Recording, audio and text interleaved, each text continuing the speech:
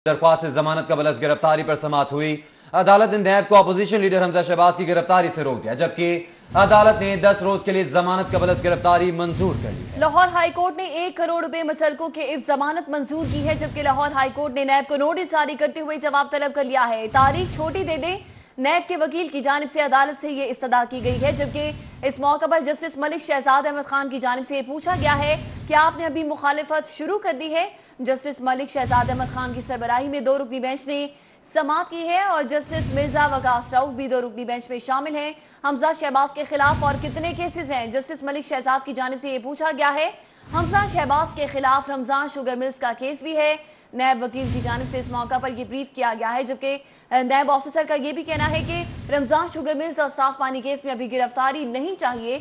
आजम तारन नसीर, आपको बताते चले कि हाईकोर्ट का गिरफ्तारी से 10 रोज कबल का फैसला पढ़कर सुनाया। अदालत ने नैब को हमजा शहबाज की गिरफ्तारी से 10 रोज कबल इत्तला देने का हुक्म दिया।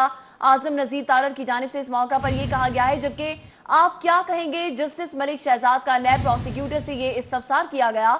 नैब गिरफ्तारी से कबल 10 रोज का नोटिस देना जरूरी नहीं, नैब प्रोसिक्यूटर की जानिब से इस मौका पर यह कहा गया है। लेकिन सुप्रीम कोर्ट का यह हुक्म इस केस के लिए नहीं था। जस्टिस मलिक शहजाद अहमद खान ने आगे से यह बात कही। आपको बताते चलें कि आप पहले मरहले में जमानत मंजूर नहीं कर रहे, नोटिस दे रहे हैं। जस्टिस मलिक शहजाद की जानिब से इस्तफसार किया गया, जबकि नैब को नोटिस जारी करते हैं, जवाब को देकर जमानत बनती होगी तो लेंगे। जस्टिस मलिक शहजाद की जानिब से मजीद ये इस्तफसार किया गया। तो आपको बताते चलें कि हमजा शहबाज की दरख्वास्त जमानत कबल अज गिरफ्तारी पर आज समाअत हुई। अदालत ने नैब को अपोजिशन लीडर हमजा शहबाज की गिरफ्तारी से रोक दिया। अदालत ने 10 रोज के लिए जमानत कबल अज गिरफ्तारी मंजूर कर ली। साथ साथ आपको बताएं, लाहौर हाईकोर्ट ने 1 करोड़ मुचलकों के एवज जमानत मंजूर की, जबकि लाहौर हाईकोर्ट ने नैब को नोटिस जारी करते हुए जवाब भी तलब कर लिया। तारीख छोटी दे दें, नैब के वकील ने यह इस्तदा की अदालत से, जबकि आपने अभी मुखालिफत शुरू कर दी है। जस्टिस मलिक शहजाद अहमद खान का जवाब में यह बात कहना था। आपको बताते चलें कि सरबराही में 2 रुकनी बेंच ने समाअत की और साथ ही साथ आपको बताएं कि समाअत के दौरान नैब के 8 रुकनी टीम भी समाअत के दौरान अदालत में मौजूद थी और आपको बताते चलें कि जस्टिस मिर्जा वकास रऊफ भी 2 रुकनी बेंच में शामिल हैं।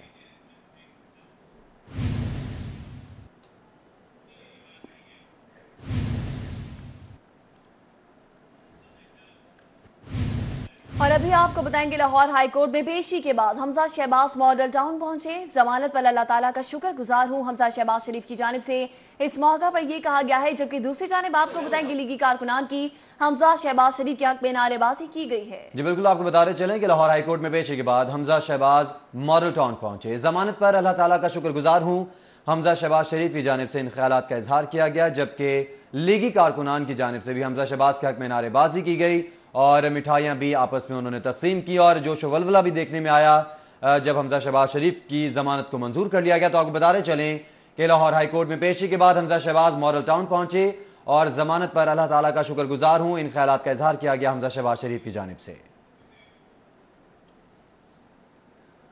और अब आपको बताएं कि FIA की लाहौर एयरपोर्ट पर अहम कार्रवाई सामने आई। हमजा शहबाज का मुबैना फ्रंटमैन एयरपोर्ट से गिरफ्तार कर लिया गया।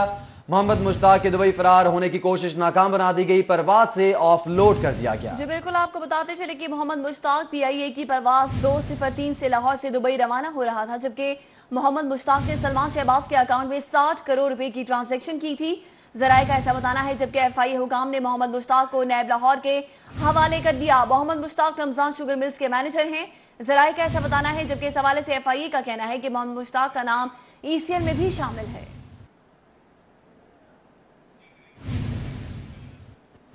हाईकोर्ट से खबर है, जहां पर हमजा शहबाज की पेशी के मौका पर अदालत में धक्कम पेल का ये मामला है और हाईकोर्ट का आइंदा समाअत पर दाखिले के लिए खुसूसी पासेस जारी करने पर गौर किया जा रहा है। समाअत करने वाले 2 रुकनी बेंच की मंजूरी के बाद पासेस जारी होंगे, जबकि खुसूसी पासेस रखने वाले अफराद ही पेशी पर कमरा अदालत में दाखिल हो सकेंगे। साथ ही साथ आज भी समाअत के मौके पर कमरा अदालत का एक दरवाजा का जो कब्जा है वो टूट गया था और आपको बताते चलें कि आज धक्कम पेल भी देखने में आई, जिसके बायस हमजा शहबाज शरीफ भी सीढ़ियों से फिसल गए और वो गिर गए धक्कम पेल के बायस और बदमज़गी पैदा हुई। साथ ही साथ को बताएं कि खसूसी पासेस जो हैं वो तैयार करने का फैसला किया गया है हाईकोर्ट की जानिब से और जिनके पास वो पासेस होंगे उन्हीं को ही कमरा अदालत में दाखिले की इजाजत दी जाएगी। तो आपको बताते चलें कि समाअत करने वाले 2 रुकनी बेंच की मंजूरी के बाद पासेस जारी होंगे। खुसूसी पासेस रखने वाले अफराद ही पेशी पर कमरा अदालत में दाखिल हो सकेंगे। लाहौर हाई कोर्ट में हमजा शहबाज की पेशी के दौरान धक्कम पेल के बायस अपोजिशन लीडर हमजा शहबाज गिर गए। जी बिल्कुल, मनासिर आप अपनी टेलीविजन स्क्रीन पर देख सकते हैं। कमरा अदालत में जब लीगी कारकुनान की बड़ी तादाद जा पहुंची तो फिसल गए हमजा शहबाज। और लाहौर हाई कोर्ट के अंदर के ही मनासिर हैं जब अदालत से बाहर आ रहे थे opposition leader Punjab assembly Hamza Shahbaz, तो वो सीढ़ियों से फिसल गए। लाहौर हाई कोर्ट में हमजा शहबाज की पेशी के दौरान धक्कम पेल का ये मामला है। लीगी कारकुनान की बड़ी तादाद जो कि अहाता अदालत में मौजूद थी, जब अदालत के अंदर दाखिल होने की कोशिश की गई उनकी जानिब से, उस वक्त हमजा शहबाज शरीफ सीढ़ियों से उतर रहे थे, वो फिसल गए और धक्कम पेल के बायस ऑपोजिशन लीडर हमजा शहबाज गिर गए। जिस पर आपको बताते चलें कि लाहौर हाई कोर्ट की जानिब से नजरसानी की जा रही है कि इस हवाले से पासेस जारी किए जाएं। बलदियाती निजाम के तजवीज़ करदा अहम नुकात सामने आ गए। इन नुकात में क्या कहा गया है, तफसीलात जानते हैं कज़ाफी भट्ट से। जी कज़ाफी भट्ट बताइएगा। जी बिल्कुल जी, वज़ीर आज़म आज बलदियाती इंतखाबात और बलदियाती नए निज़ाम के हवाले से एक अहम इजलास कर रहे हैं और इस इजलास के अंदर जो है वज़ीर आज़म को जो तजवीज़ किया गया है उसके अंदर उन्हें ये कहा गया है कि विलेज कौंसिल और मोहल्ला कौंसिल का जो इंतखाब है वो गैर जमाती बुनियादों पर जो है वो करवाया जाए, जबकि तहसील और म्यूनसिपल कौंसिल के जो इंतखाबात हैं वो जमाती बुनियादों पर करवाने की जो है वो तजवीज़ दी जा रही है। इसके साथ साथ पंजाब हुकूमत की जानिब से ये कहा गया है कि जो नया बलदियाती निज़ाम है वो 2 दर्जों पर मुश्तमिल होगा। तहसील और विलेज कौंसिल का जो निज़ाम है वो पंजाब में कायम किया जाएगा। ज़िला कौंसिल के निज़ाम को ख़त्म करने की सिफारिश की गई है। ज़िला कौंसिल की बजाय तहसील कौंसिल का निज़ाम जो है वो तजवीज़ किया जा रहा है। शहरों में म्यूनसिपल और जबकि मोहल्ला कौंसिल, जबकि देहातों के अंदर जो है तहसील और विलेज कौंसिल जो है वो होगी। विलेज कौंसिल और मोहल्ला कौंसिल के जो इंतखाब हैं वो गैर जमाती बुनियादों पर करवाने की तजवीज़ है और जबकि जो म्यूनसिपल कौंसिल के इंतखाबात जमाती बुनियादों पर करवाने की तजवीज़ दी गई है। इस इजलास के अंदर इस बात का भी फैसला किया जाएगा कि बलदियाती निज़ाम के जो नया मुसव्वदा है उसे पंजाब असम्बली से मंजूर करवाने के बाद जो है क्या फौरी तौर पर इंतखाबात करवाए जाएँ या जो बलदियाती निज़ाम अभी चल रहा है, जो बलदियाती नुमाइंदे हैं उन्हें मुद्दत पूरी करनी दी जाए। ये आज इजलास में जो है अहम फैसला किया जाएगा। जी ठीक है कज़ाफी भट्ट, आपका बहुत शुक्रिया।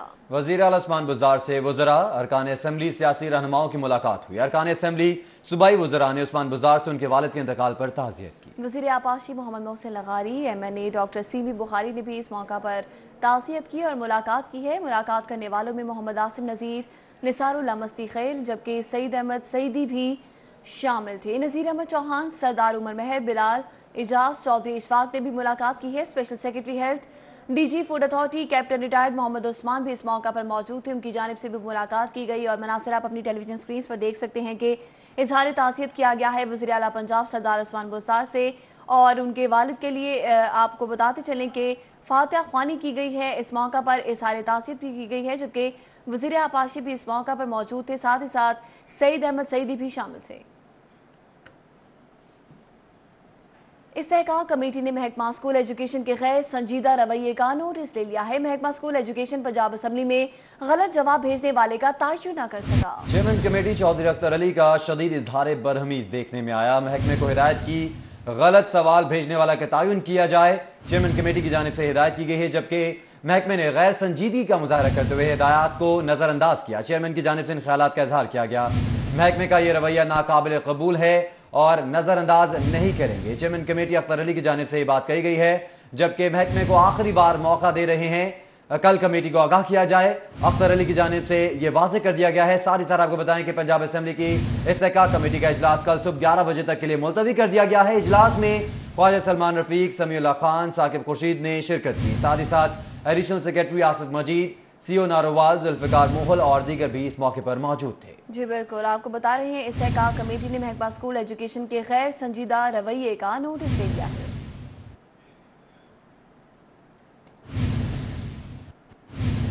अब आपको बताएं कि जज्बा खैर सगाली के तहत 100 भारतीय माहीगीरों की रिहाई की गई है और भारतीय माहीगीर अलामा इकबाल एक्सप्रेस के जरिए लाहौर पहुंचे। जी बिल्कुल, माहीगीरों को बजरिया वाघा बॉर्डर भारतीय हुकाम के हवाले किया जाएगा।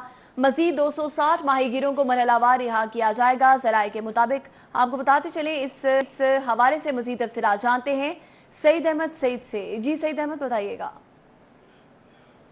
लाहौर रेलवे रेलवे स्टेशन पे मौजूद हैं, जहां पर जज्बा खैर सगाली के तहत रिहा किए जाने में 100 से ज़ायद जो माहीगीर हैं वो कराची से लाहौर जो है वज़ीर ट्रेन लामा इकबाल एक्सप्रेस लाहौर जो है वो पहुंच चुके हैं। हम इस वक्त Lahore railway station platform number 5 पे मौजूद है, जहां पर तमाम जो माहीगीर थी जिनको वापस लाहौर से बजरिया वहाँ बॉर्डर इंडिया रवाना करना, उसको जो यहाँ पर उनकी जो तरतीब है वो यहाँ पर दी जा रही है। कुछ माहीगीर मौजूद हैं, इनसे बात करेंगे।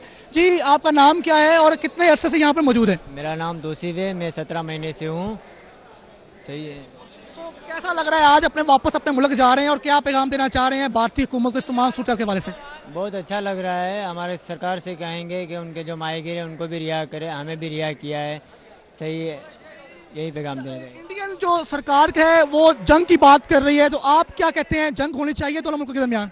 नहीं, जंग तो नहीं होनी चाहिए। सही है, आपस में मिल के बात करनी चाहिए। यहाँ पर मौजूद जो माहीगीर है काफ़ी खुश भी दिखाई दे रहे हैं और यही कहना है कि 17 माह के बाद अपने वतन वापस जा रहे हैं और काफ़ी खुशी है। और मेरे रकम में देखें यहाँ मौजूद जो माहीगीर है वो यही हाथों में अपनी शिनाख्त लिए बैठे और यही कह रहे हैं कि पाकिस्तानी हुकूमत के शुक्रगुजार हैं जिन्होंने 17 माह के बाद हमारी रहाई का जो है वो ऐलान किया और मज़ीद जो 200 से ज़ायद यहाँ पर मौजूद माहीगीर हैं जल्द वो भी रिहा होकर अपने वतन वापस जाएंगे। ताहाल काफ़ी खुश भी दिखाई दे रहे हैं और यही कह रहे हैं कि अपने मुल्क जाके अमन का पैगाम देंगे और ये पाकिस्तानी हुकूमत के शुक्रगुजार भी हैं कि उन्होंने अमन की खातिर जो है इनको रिहा किया और आज ये वापस अपने अपने आबाई इलाकों और मुल्क में वारे हैं, जिससे पाकिस्तानी हुकूमत का और पाकिस्तानी अवाम का। ठीक है सईद अहमद सईद, बहुत शुक्रिया आपका। डेस्को समेत तमाम कंपनीज में बिजली चोरों के खिलाफ शिकायत के अंबार लग गए और मजमूई तौर पर 11,468 सार्फिन हैं जो बिजली चोरी में मुलव्वस पाए गए। जी बिल्कुल, शहरियों ने वजारत पावर डिवीजन को बिजली चोरी की शिकायत दर्ज करवाई। वजारत पावर डिवीजन ने शिकायत की रोशनी में कंपनी से रिपोर्ट तलब कर ली। हल होने वाले वजीर इल्तवा शिकायत का रिकॉर्ड तलब कर लिया गया है। आपको बताते चलें कि लेस्को में बिजली चोरों की शरह पहले नंबर पर रही। रिपोर्ट में ये बात सामने आई है। सारी सारा आपको बताएं कि लेस्को में 2823 अफराद को बिजली चोरी में मुलव्वस होने की शिकायत की गई। वेस्को में 427, गेपको में 840 अफराद बिजली चोरी पर रिपोर्ट हुए। सारे साहब को बताते चलें कि 1787 और आयस्को में 2186 अफराद की शिकायत की गई हैं। वजारत पावर डिवीजन की कंपनीज को रिपोर्ट की रोशनी में एक्शन लेने की हिदायत की गई है और आपको बताते चलें कि जो शिकायत हैं उनके हल होने वाले ज़ेर इल्तवा शिकायत का रिकॉर्ड है तलब कर लिया गया है।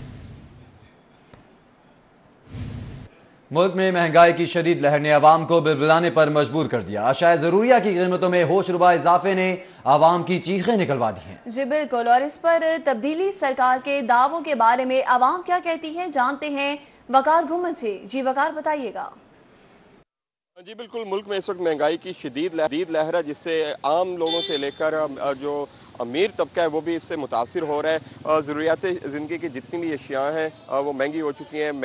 मेडिसन से लेकर सब्जियां, दालें और पेट्रोल के अलावा बिजली, गैस भी महंगी हो चुकी है, जिसकी वजह से आवाम का ये कहना है कि उनका अब जीना मुश्किल हो गया। हमारे साथ इस वक्त कुछ लोग मौजूद हैं, उनसे बात करते हैं। मुझे बताइए जी, महंगाई किस हद तक हुई है, आप इससे कितना मुतासिर हुए हैं?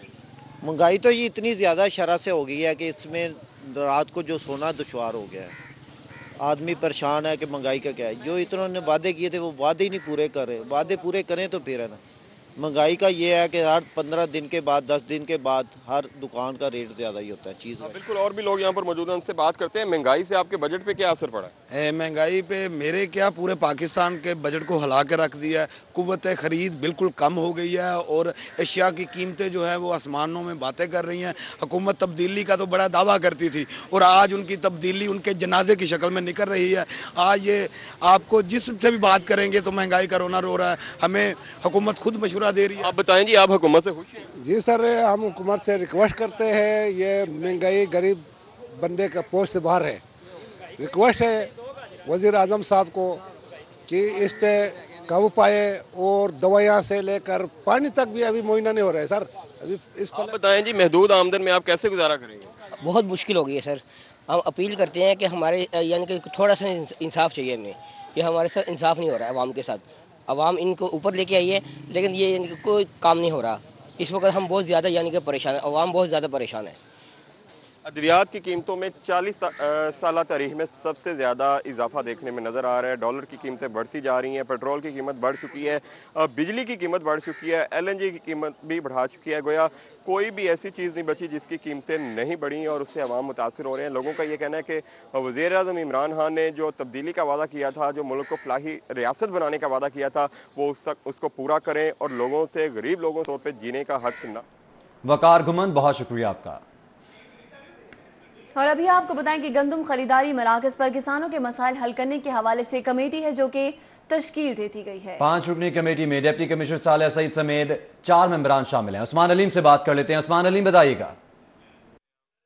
जी बिल्कुल, ज़िले इंतज़ामिया की जानिब से गंदम खरीदारी मराकज़ जो हैं वो कायम कर दिए गए हैं और शहर के 4 इलाकों में ये मराकज़ जो हैं वो कायम किए गए हैं, जिसमें काना काछा, बरकी, रायवंड और रक छबेल का इलाका जो है वो शामिल है, जहाँ पर ये 4 गंदमदारी मराकज़ किसानों की सहूलत के लिए लगाए गए हैं। और बाकायदा तौर पर यहाँ पर जो ज़िले इंतज़ामिया के अफसरान हैं उनके दौरे भी जारी हैं और DC लाहौर सालेह सईद ने भी काना काछा जो गंदम मराकज़ है उसका दौरा किया और इंतज़ामात का जायज़ा लिया, जबकि इस हवाले से जो किसान हैं उनसे दरख्वास्तें मसूल करने का अमल भी शुरू कर दिया गया है, जो कि 21 अप्रैल तक जो है वो जारी रहेगा।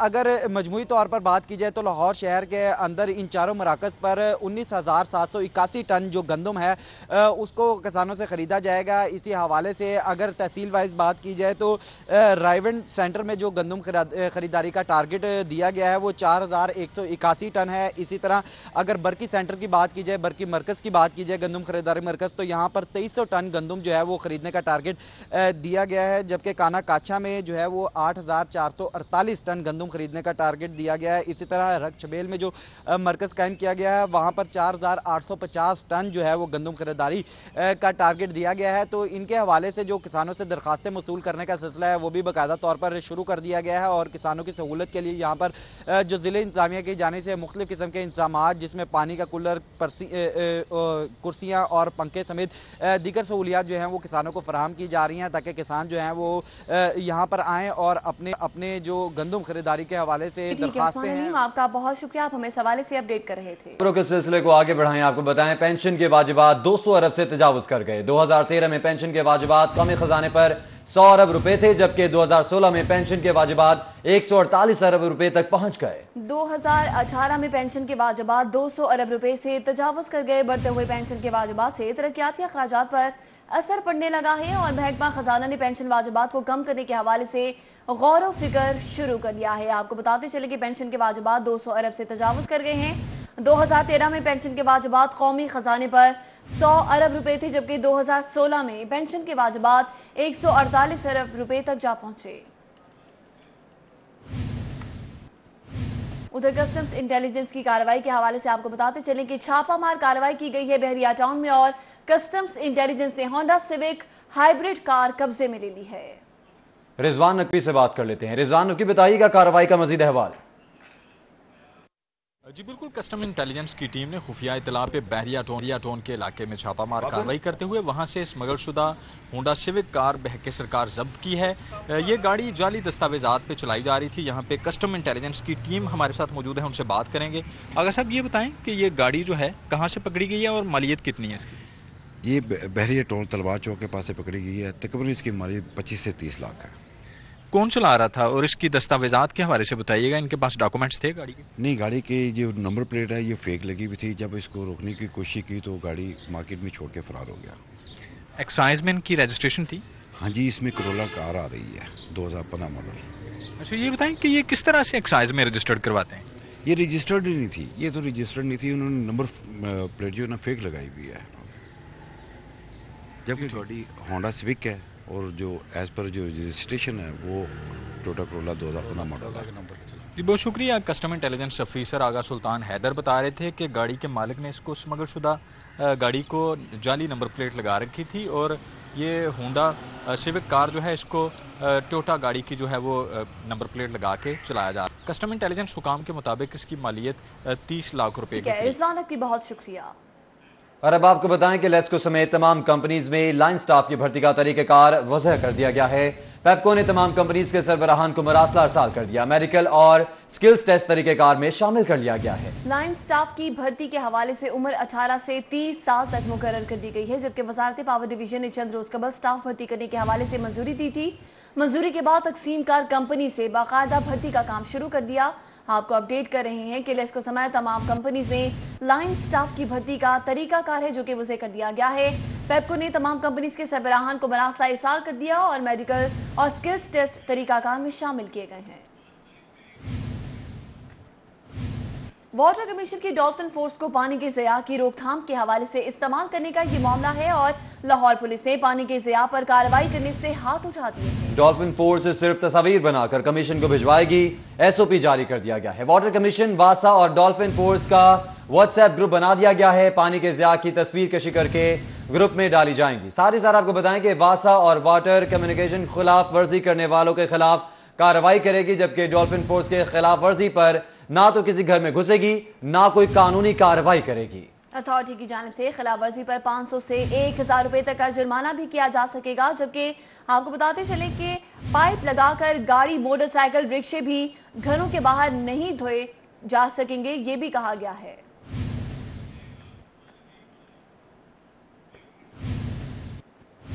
दूसरी जानिब डेप्यूटी कमिश्नर ऑफिस में 51 मुलाजमीन को एक से दूसरी ब्रांच में तब्दील कर दिया गया, जबकि राना नवीदुल हसन को वाहगा टाउन से सिटी कॉपी ब्रांच में भेज दिया गया है। इसी तरह से जूनियर क्लर्क यार खान को कॉपी ब्रांच सिटी से वाहगा टाउन में भेज दिया गया है। जी बिल्कुल, आपको बताते चले कि जूनियर क्लर्क नईम खान को RMA DCFND P ऑफिस भेज दिया गया है। जूनियर क्लर्क पीर बख्श को ADCFNPC RM3 वागा टाउन भेज दिया गया। इसी तरह आपको बताते चले कि जूनियर क्लर्क राना इफ्तिखार रशीद को उडारी एंड डिस्पैच ब्रांच में भेज दिया गया है।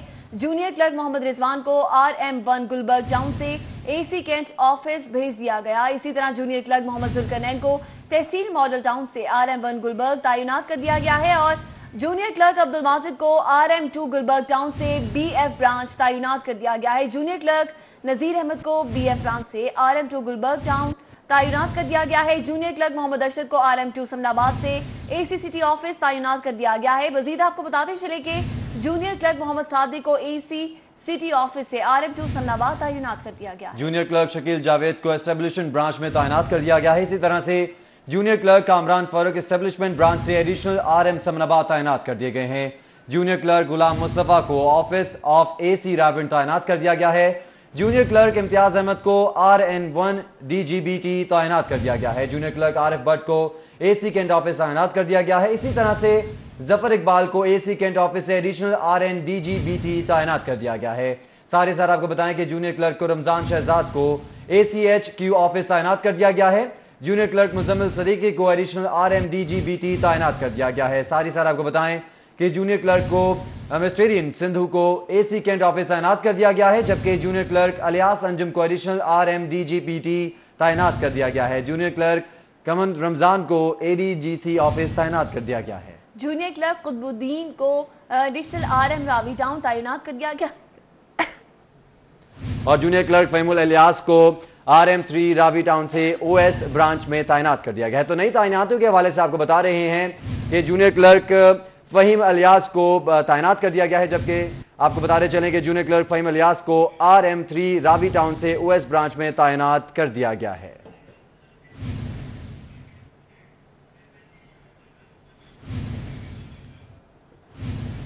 जिना अस्पताल पार्किंग अमला और एंटी व्हीकल लिफ्टिंग स्टाफ जिना अस्पताल पकड़ी जाने वाली मोटरसाइकिल्स का सामान फरोख्त करने लगा। पुलिस सर्वे रिपोर्ट में ये इंकशाफ हो गया है। मजीद तफसीलात जानने के लिए देखते हैं ये रिपोर्ट। पुलिस सर्वे रिपोर्ट के मुताबिक जिना अस्पताल पार्किंग अमला और एंटी व्हीकल लिफ्टिंग स्टाफ जिना अस्पताल से मोटरसाइकिलें और उनके पुर्जे फरोख्त करते हैं। सर्वे के मुताबिक मोटरसाइकिलों का सामान चोर बाजार में फरोख्त कर दिया जाता है, जबकि महकमे की बदनामी के बायस इंक्वायरी को दबा दिया गया। पुलिस राय के मुताबिक एंटी व्हीकल लिफ्टिंग स्टाफ के एहलकारों ने मोटरसाइकिलें थाने की बजाय जिना अस्पताल के पार्किंग स्टैंड में खड़ी की और वारदात में राना मजीद, आसिफ, अल्लादित्ता, मुजम्मिल और नासिर समेत दीगर एहलकार मुलव्वस हैं, जबकि मामले पर IG पंजाब ने नोटिस ले रखा है। और अभी आपको बताएंगे वॉल सिटी अथॉरिटी ने शाही कला और अतराफ की बहाली के हवाले से बजट मांग दिया है। शाही कला और अतराफ की इमारतों को बहाल करके अपग्रेड किया जाएगा। फंड से अंदरून शहर के हुस्न को असल हालत में बहाल किया जाएगा, महकमा बल्दियात की जानिब से बताया गया है, जबकि मंसूबे के लिए 5 करोड़ रुपए जारी करेगा। आपको बताते चलें कि फ्रांस की एजेंसी AFD $56 मिलियन ग्रांट देगी, जबकि आपको बताते चलें कि ग्रांट से अंदरूनी शहर का हुस्न असल हालत में बहाल किया जाएगा। तो आपको बताते चलें कि वॉल्ड सिटी अथॉरिटी ने शाही कला और इतराफ की बहाली के लिए बजट मांग लिया है। और अब आपको बताएं कि काज़िक रिपब्लिक के कमर्शियल अताशी माइकल बोबक की लाहौर ऐवान सनत और तिजारत में आमद हुई। कमर्शियल अताशी की नायब सदर Lahore chamber of commerce Fahimur Rehman Saigol से मुलाकात भी हुई। मुलाकात में अदीब इकबाल शेख और मियां जाहिद जावेद भी मौजूद थे। मजीद आपको बताते चलें कि मुलाकात में बामी तिजारत उमूर पर तबादला ख्याल किया गया है। पाकिस्तान के साथ दो तरफा तिजारती ताल्लुकात बढ़ाने के ख्वाहां हैं माइकल बोबक की जानिब से। इस मौका पर यह कहा गया है, जबकि नायब सदर का कहना है कि पाकिस्तान टेक्सटाइल, लेदर, खेलों के सामान अपनी पहचान रखते हैं। और अभी आपको बताएं कि रेलवे पुलिस में मुलाजमीन के TADA में खुर्द-बुर्द का ये मामला है और SP रेलवे पुलिस समेत 18 पुलिस मुलाजमीन पर मुकदमा दर्ज कर लिया गया। मुलजमान में साबिका SP Lahore division Malik Atiq, Sukkur division के मुलाजमीन शामिल हैं, जबकि अकाउंट मरकजी किरदार officer Mohammad Ali, mastermind Imran Alam शामिल हैं। साथ ही साथ आपको बताएं कि sub inspector Muzaffar Khan, constable Afzal Hussain, Abdul Khaliq, Mohammad Saleh और दीगर भी शामिल हैं। इसी तरह से railway police Sukkur accountant officer, assistant account officer भी शामिल हैं। आपको बताएं कि सीनियर ऑडिटर कुव्वत अली शाह, इमदाद हुसैन, गुलाम मुर्तजा कसूरवार पाए गए हैं। साथ ही साथ आपको बताएं कि कैशियर मतलूब हुसैन और मोइन अहमद भी इंक्वायरी में कसूरवार पाए गए हैं। मुलजमान ने सखर डिवीजन में जाली TADA बनाकर जाली दस्तखत से खुर्द-बुर्द की। मुलजमान पर 1 करोड़ 50 लाख से ज्यादा रुपए के गबन करने का इल्जाम था। जराये के मुताबिक ये बात सामने आई है। रेलवे पुलिस ने मुकदमे में गबन की गई रकम सिर्फ 29,91,000 जाहिर की है।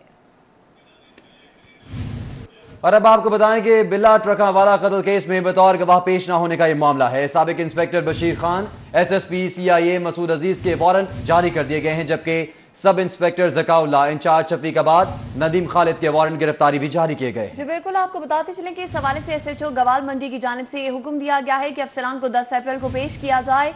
एडिशनल सेशन जज अरशद जावेद की अदालत में केस जेरे समात है। बिल्ला ट्रकावाला कत्ल केस में बतौर गवाह पेश न होने का ये मामला है। आगे बढ़े, आपको बताएं Pakistan medical and dental council के इम्तिहान का शेड्यूल जारी न होने का ये मामला है और काफली की खदीजा उमर फारूकी ने शेड्यूल जारी न होने पर करारदाद जमा कराई है। बैरून ममालिक से डिग्री पर मेडिकल एंड डेंटल काउंसिल के इम्तिहान देना होता है और आपको बताते चले वतन में बात सामने आई है। इम्तिहान न होने से तलबा में बेचैनी पाई जाती है। करारदाद के मतन में ये बात भी सामने आई है। साथ ही साथ आपको बताएं फौरी तौर पर मेडिकल एंड डेंटल काउंसिल के इम्तिहान का शेड्यूल जारी किया जाए। मतन में ये तमाम तर बातें सामने आई। आपको बताएं कि पाकिस्तान ओलंपियंस फोरम के ज़ेर तमाम साबिक कप्तान और ओलंपियंस पाकिस्तान हॉकी फेडरेशन में बदतरीन करप्शन, अकरबा परवरी, गैर आइनी और गैर शफाफ मामलात पर सनसनीखेज इंकशाफात के हवाले से प्रेस कॉन्फ्रेंस जारी है। आपको बराह रास्त ले चलते हैं। जो हॉकी को बेहतर कर सके, बस यही मैं मशवरा दे सकता हूँ और क्या कह सकता हूँ। ये तो कह नहीं सकता कि पाकिस्तान टीम कल जाके गोल्ड मेडल ले आएगी, अभी उसे कई साल लगेंगे। शुक्रिया।